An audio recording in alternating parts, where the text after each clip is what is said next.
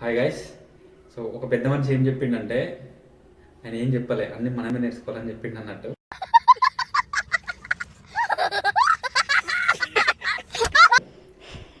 So స్టోరీలోకి వెళ్తే, ఒక మ్యానుఫ్యాక్చరింగ్ కంపెనీ ఉంటుంది అనమాట. సో చెప్పులు మ్యానుఫ్యాక్చరింగ్ చేస్తుంది. సో ఆ చెప్పులు మ్యానుఫ్యాక్చరింగ్ చేసే కంపెనీ వాళ్ళ మార్కెటింగ్ టీంలో నుండి ఒక పర్సన్ని ఒక పర్టికులర్ ఏరియాకి పంపిస్తుంది, ఒక సిటీకి పంపిస్తుంది. ఆ సిటీకి వెళ్ళి ఆ పర్సన్ ఏం చేయాలి అంటే, అక్కడ మార్కెట్ ఎట్లుంది, ఆ మార్కెట్లో వాళ్ళు చెప్పులు ఎలాంటి చెప్పులు యూజ్ చేస్తున్నారు, అక్కడ మన మార్కెట్ ఎట్లా నడుస్తుంది అని చెప్పేసి ఆయన అనలైజ్ చేసి కంపెనీకి ఇన్ఫార్మ్ చేయాలి. సో ఫస్ట్ ఒక పర్సన్ని పంపిస్తారు. ఆ పర్సన్ అక్కడ తిరుగుతాడు, తిరిగేసి సో అక్కడ ఎవ్వరు కూడా చెప్పులు వాడరు అన్నట్టు.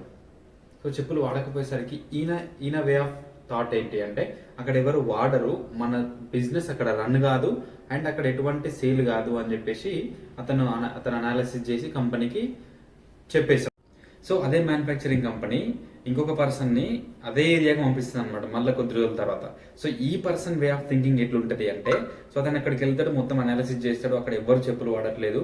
సో వన్స్ ఆ విలేజర్స్కి, ఆ సిటీలో ఉన్న పర్సన్స్కి ఒక్కసారి చెప్పులు వాడడం అలవాటు చేసినాము అంటే, ఇక్కడ చాలా మిరాకిల్స్ చేయొచ్చు, సేల్స్లో చాలా పెద్ద బిజినెస్ జరుగుతుంది అని చెప్పేసి అనాలిసిస్ చేసి వాళ్ళ కంపెనీకి రిపోర్ట్ చేశాడు అనమాట.